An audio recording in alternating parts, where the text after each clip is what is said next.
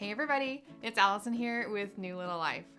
Today's gonna be a little bit different video. I have some stuff that I wanna say. I hope it doesn't come across too much as a rant, but I saw another post on Facebook today that I've got to address. So here's where we're gonna start. I see this Facebook post a lot, and every time I see it, my heart kind of sinks because there needs to be some different information out in this world. So that's what I'm gonna give you today. Here's what the post said.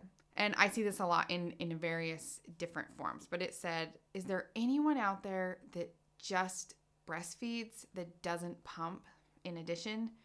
This mom was saying how she hated pumping and she just longed to breastfeed her baby only and not pump. She mentioned that the only reason she was doing this was because someone had told her that if you don't breastfeed or pump every 2 hours, your supply will tank. And thankfully, the moms of Facebook gave her some excellent advice in the comments and said, if you don't want to be pumping, don't pump.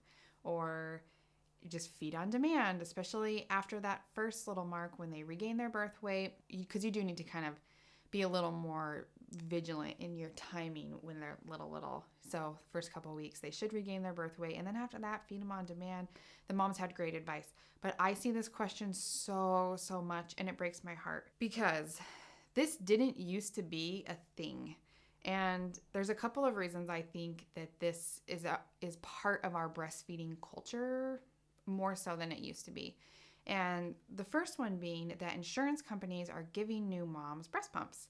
I really like breast pumps. I like trying new ones. I like helping moms use them. And if you've seen any other videos on my channel, there's tons of pump videos. I'm an affiliate for several of them. I really like them. They have a place, but they do not have to be part of your breastfeeding relationship, okay?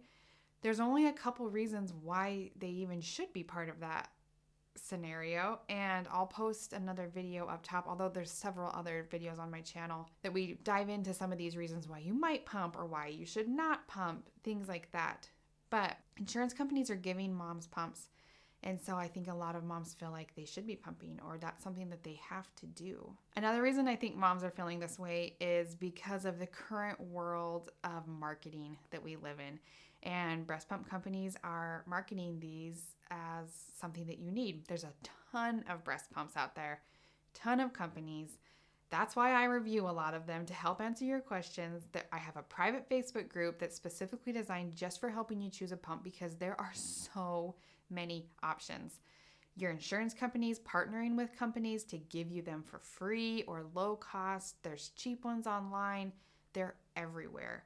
And I think it's just kind of created this culture of in the breastfeeding world that if you want to be successful breastfeeding, you also need to be pumping. And moms tend to take that in several different ways. Either they think they need to pump in the beginning to build their supply, or like this particular mom I saw today that thought she had to kind of incorporate that into the overall relationship to keep things right or to be doing what she should. Gosh, it just doesn't need to be that way. But I'm not surprised that moms are feeling a lot of pressure to have a pump, have multiple pumps, and to pump even when they don't necessarily want to.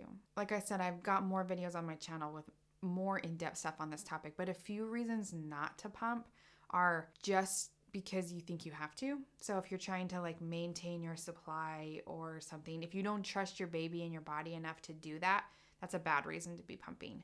Now, you can also use the pump to help build a supply if you have a low supply, if you're separated from your baby, or if you're a working mom, obviously you're gonna pump, okay? So I don't think pumping's bad, but if you're an exclusively breastfeeding mom and you're mostly with your baby and things are going well, or you're planning on things going well, there's really no need to introduce it unless you need to.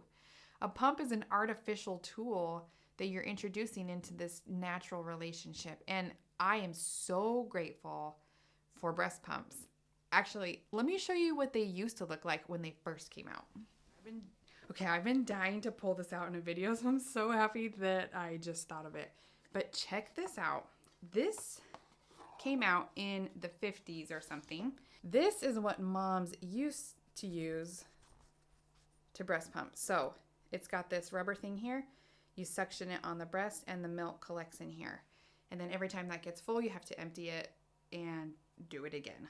This is super inefficient, super hard to clean. It's really similar to a haka that we see around a lot these days. But when this came out, it was a game changer because some moms really needed that.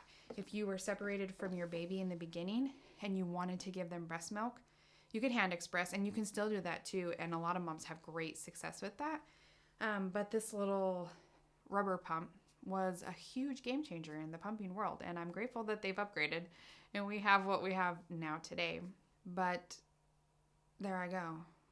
Lost my train of thought because this is totally just a rant from an IBCLC.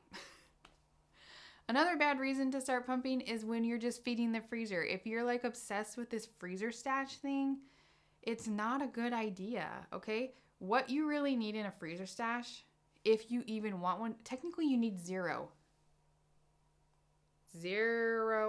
ounces is fine, okay? A lot of moms like just a little bit, and I mean, it needs to be enough that you could be away from your baby for a few hours. So you're talking like 3 to 4 small bags of 3 ounces each, okay? 12 ounces is a great freezer stash. That lets you go to the dentist or to your OB appointment, like your pelvic exam where you don't want to take your baby, or out to lunch with a girlfriend. I mean, all you really need is just enough that you could be separated from your baby for a few hours, okay? If you're going back to work, you might want a little bit more, but even just 1 day's worth of milk would be totally fine, okay?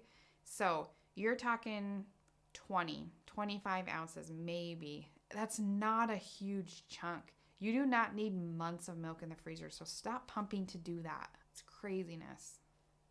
I get it. You're going to put in the comments, but I want to stop breastfeeding at 9 months and I want my baby to have milk till 12 months. Like, okay, if your scenario requires you to do something different, maybe you're an active duty mama and you have to go to the field for a month, okay? I know many moms that have done that. I'm a military spouse, so I work with a lot of military moms. Yes, you need milk in the freezer, so bust out your pump and let's figure out how to put this in your life.